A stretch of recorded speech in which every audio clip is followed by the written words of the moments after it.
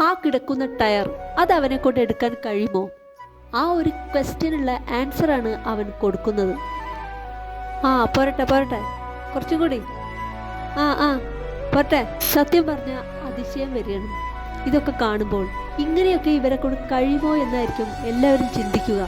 എന്നാൽ കഴിയും. പക്ഷേ അതൊന്നുമല്ലല്ലോ ഇപ്പോൾ നമ്മുടെ ആവശ്യം. അവൻ ആ ടയർ മുഴുവനായും എടുത്ത് മാറ്റുമോ എന്നുള്ളതല്ലേ. നമുക്ക് നോക്കാം.